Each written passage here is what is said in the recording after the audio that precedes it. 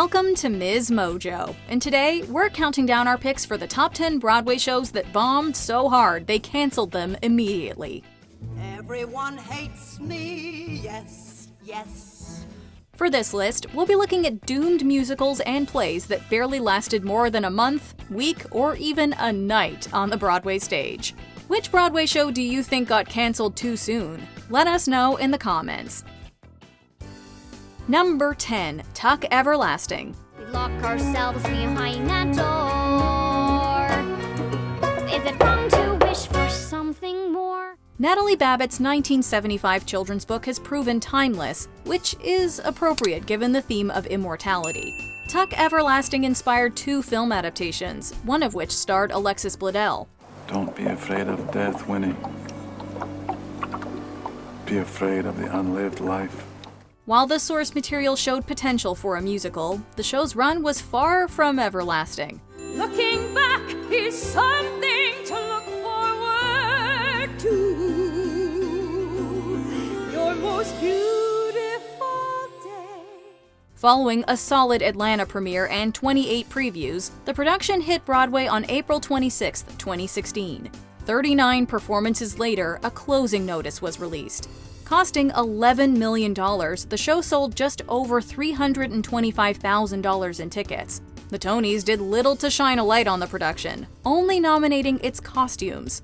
The New York Times blamed the lack of big stars and the preconceived notion that it was a children's show, a hard sell for Broadway audiences unless Disney's involved. If no one's there to hear it, does a falling tree make sound? No rehearsed scene or anything without a friend around.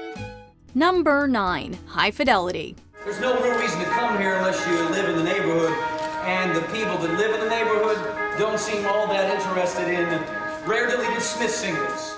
Nick Hornby's 1995 novel about music, relationships, and list-making has inspired multiple adaptations, although they've all faced struggles. The 2000 film adaptation is now a cult classic, but it initially fell short financially. How much you want for it?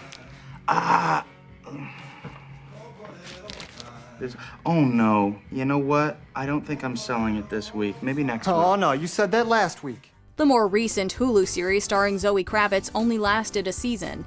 Then there's the 2006 Broadway show, which garnered mixed reviews and only put on 13 performances. I'm sitting on a business that has zero growth potential, and I wouldn't change a thing about it.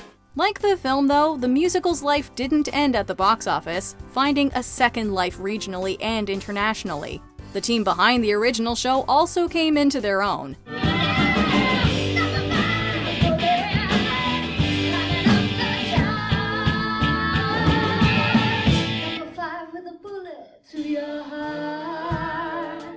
Lyricist Amanda Green went on to Hands on a Hardbody and Mr. Saturday Night, while Tom Kitt, who wrote the music, is known for Next to Normal, SpongeBob SquarePants, and Jagged Little Pill.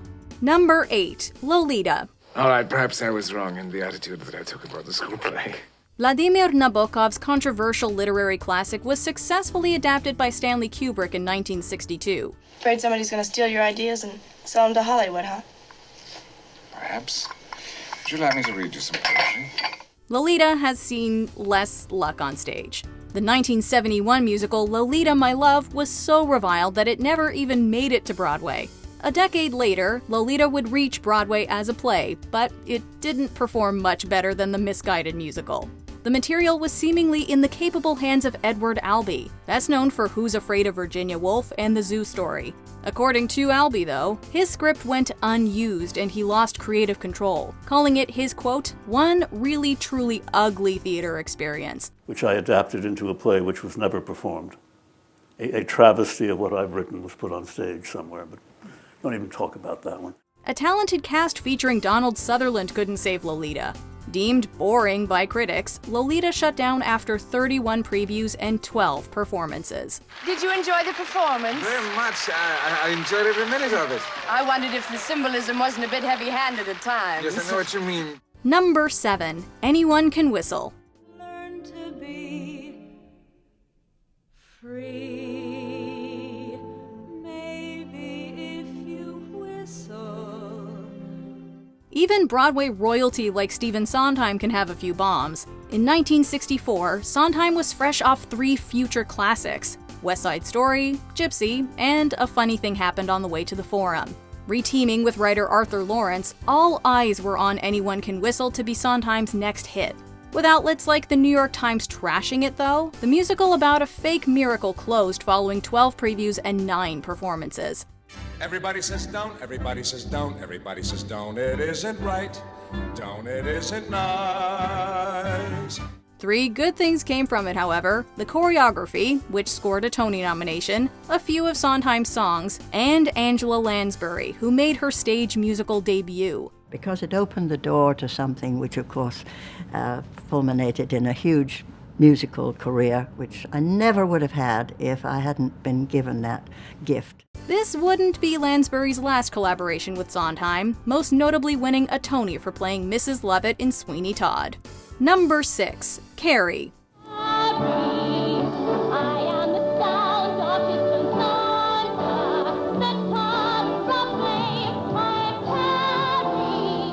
Trauma, telekinesis, and buckets of pig's blood. Sounds like a Broadway musical to us. To be fair, a lot of great musicals seem bizarre on paper. A hip-hop musical about Alexander Hamilton? Sure, Lynn. Carrie, however, was as ill-fated as the titular character's prom night. Michael Gore and Dean Pitchford of fame wrote the music for this adaptation of Stephen King's horror novel. The pre-Broadway tryouts faced numerous issues, including Lindsay Haley's mic malfunctioning due to the fake blood. Is the show going to open? The show is definitely going to open, and we're getting standing ovations every night since we first started previewing. Right. Thursday night. The audience loves it. It's got everything. Once Carrie hit Broadway with an $8 million price tag, it was met with claps and boos, lasting 5 performances. Stephen King's horror movie has been turned into a horror of a Broadway musical. The only thing terrifying about Carrie is that there's a second act. While it spawned a cult following, revivals, and a Riverdale episode, the musical inspired the name of Ken Mandelbaum's book about Broadway flops, Not Since Carrie. Number 5, Bring Back Birdie. Thinks I'm gonna quit. Well, I'm not. Well, I'm not. Well, I'm not. Well, I'm not. Movie sequels are usually safe bets, but the same logic rarely applies to stage shows. The Phantom of the Opera sequel, Love Never Dies, and Annie 2, Miss Hannigan's Revenge couldn't achieve Broadway status. Bring Back Birdie did, but it wasn't long until the sequel waved bye-bye to Broadway. Bye-bye, birdie. Ta-ta, oh sweetie pie.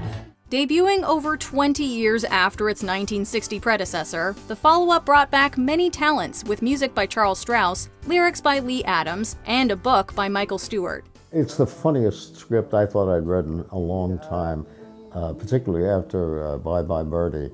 Mike came up with a sequel. Cheetah Rivera even returned to play Rose. Well, Albert is trying to get him back to do one television show, sort of like what Dick Clark did years ago with getting certain people back, and we have to find them. Despite this promising reunion, Birdie failed to soar, crash landing after 31 previews and 4 performances. Well, this is crazy. That's not the way it was rehearsed.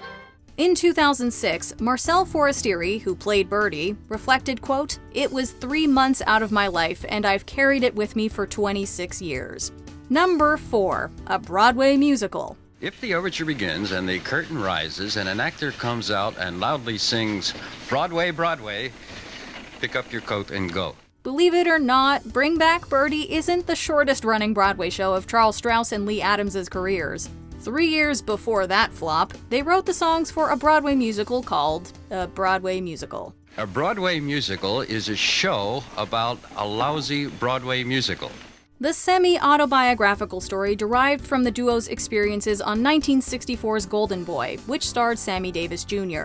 The book was by William F. Brown, who made his claim to fame with The Wiz. The plot revolves around a shameless white producer trying to reshape an African-American writer's play into a musical. Ironically, this was supposed to be a satire of how not to produce a Broadway show. Instead, it ended up being a textbook example of the very thing it parodies, shutting down after 14 previews and 1 performance. If the creators of a Broadway musical tried intentionally to write a loud, tacky, vulgar show with weak musical, awful lyrics, and a witless book, then they have succeeded. Number 3. Kelly. The New York World Telegram said, "There is some virtuoso tuba playing in the otherwise commonplace overture to Kelly. Mark it well, because nothing else that entertaining happens during the next 55 minutes.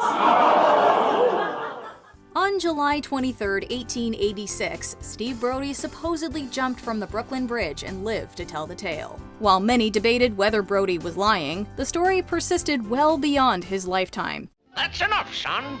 It also lasted longer than this Broadway musical, which drew inspiration from the alleged incident. Like Brody, the titular Hop Kelly seeks to survive a Brooklyn Bridge jump, which gamblers tried to sabotage.